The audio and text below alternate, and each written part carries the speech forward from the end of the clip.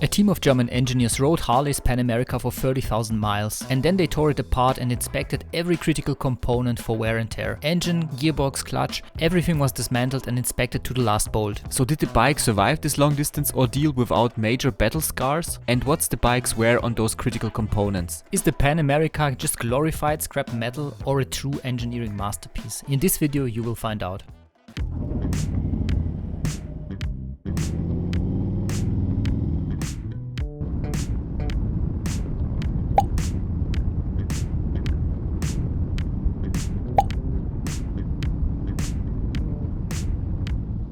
With the Pan America, Harley-Davidson jumped headfirst into a segment they'd never touched before, the adventure bike category. Until now, Harley's production followed a simple recipe and didn't need much high-tech. Just add 900 pounds of steel, lots of chrome, a rumbling V-twin engine and sprinkle it with some American freedom slogans. And boom, the bike was done and sold itself. But the adventure segment plays in a whole different league. It's the Formula 1 of motorcycles when it comes to tech. If you want to compete with adventure bike giants like BMW or Honda, you better bring more than style and nostalgia to the table. In the adventure bike segments, riders expect the latest technology, reliability and powerful all-round bikes. That means Harley had to catch up and load the Pan Am with electronic state-of-the-art gadgets just to get invited to the party. Traction control, riding modes, advanced ABS and a dashboard that doesn't feel like it's from 1997. Plus, it should also have easy-to-use hand controls that don't require a PhD to operate. And that's the bare minimum just to exist among the gods of adventure bikes like the BMW GS or Honda's Africa Twin. But new tech alone doesn't guarantee sales or market shares, just like owning a gym membership doesn't guarantee you abs. Harley also needs something unique. The company needs a feature where the customers think only Harley does that, and surprisingly they delivered.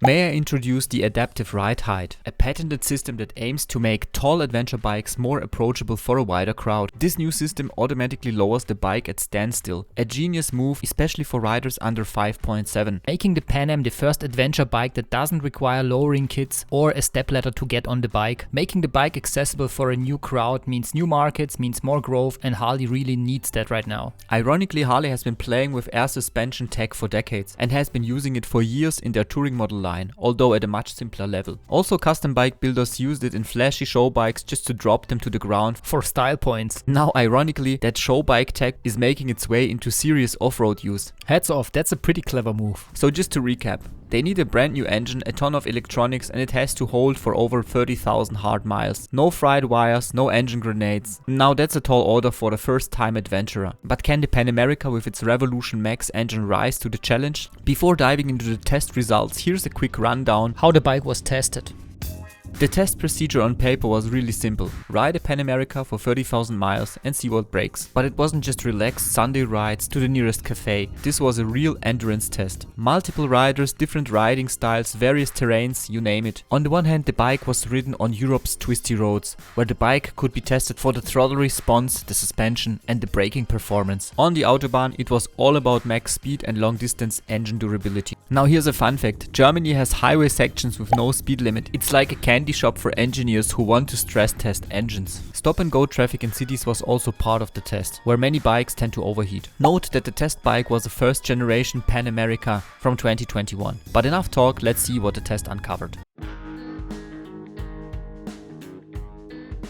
The endurance test was run by Europe's largest motorcycle magazine Motorrad. Big thanks to the team. You'll find the full report linked in the video description. Now the first result straight ahead is that the engine made it through the test distance of 30,000 miles and looked surprisingly solid. Still, a few gremlins popped up along the way, especially in the electronics department. Stuffing a bike full of electronics for the first time is a recipe for a few hiccups. First, during the test, the bike had some issues with the screen. Especially during cold weather, the display sometimes just gave up and switched off. Maybe the bike thought, nope, not today, too cold for my likings. Thankfully, Harley caught this bug early and issued a recall to fix it. Another issue was the quick shifter. The gadget is a great idea in theory. Clutchless shifting sounds pretty cool, right? But in practice it shifted rough without the clutch, especially below 6,000 RPMs. Harley tried to solve this issue with a software update, which helped somewhat, but didn't resolve it completely. The company changed the whole wiring harness for model year 2022 and up models to resolve those problems. The new electronic setup enabled using Screaming Eagle quick shifters. According to the authors, it works much better with the quick shifter, but still not buttery smooth as they should.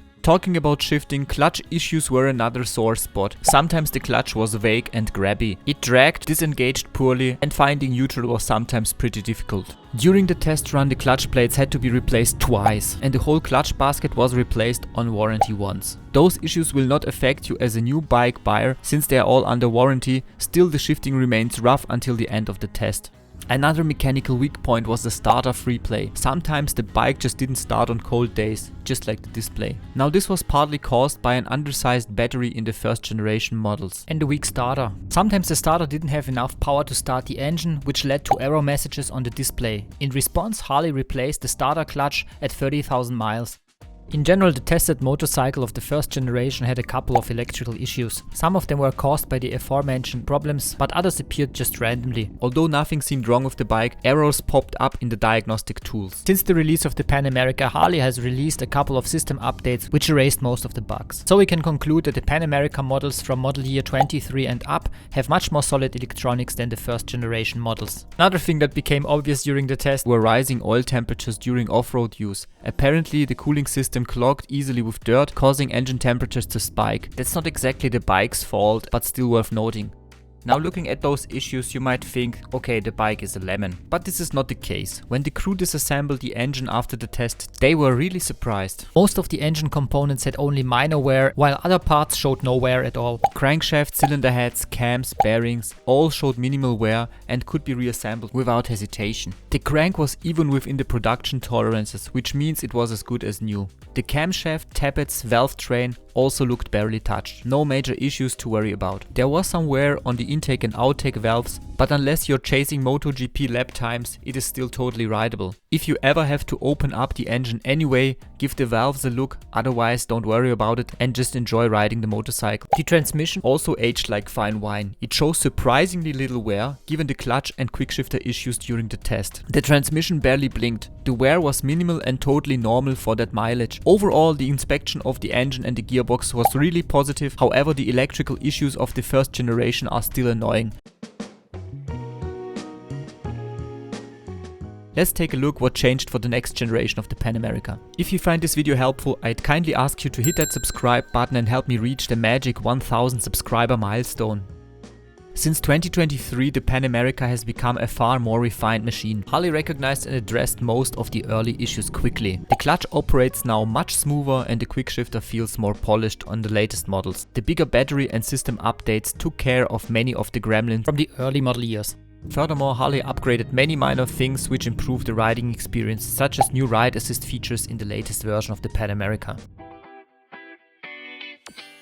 So what's the conclusion of the test? And would I personally get myself a Pan America after knowing all of that? Is the bike scrap metal or a masterpiece? Truth is, the Pan America had a rocky start, both literally and figuratively, but so did the first gens of the BMWs and Ducatis. If you want to keep up in the high-tech category, finding errors and fixing them is part of the process. And Harley-Davidson did their homework. Remember the cam chain tensioner issues on the early 88 twin cams? Or the early Milwaukee 8 oil sumping issues on the 107 models? Both are considered great reliable engines today, and both had their first release troubles. I've made separate videos on both issues which you can find in the link above. Now back to the Pan America. As of the 2023 model year, the majority of early gremlins are mostly gone. There can be still some minor issues or Monday models, but overall the latest generation of the Pan America seems to be a solid motorcycle. And this is also confirmed by the test. Riders report far fewer problems and really enjoy the bike. So as a result, the latest Pan America is more mature and a reliable bike overall. And one thing that sometimes comes too short during these tech talks is another underappreciated factor. The Pan America is a really fun bike to ride.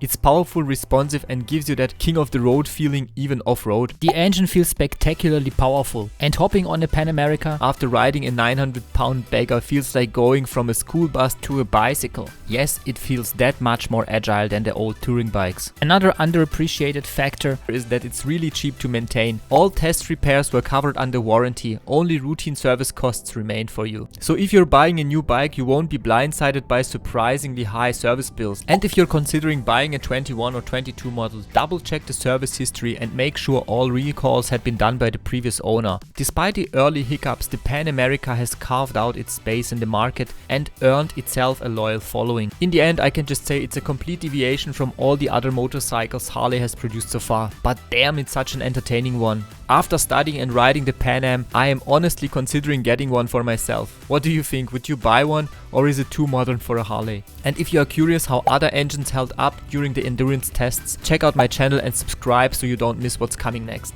Thank you for watching and see you next time.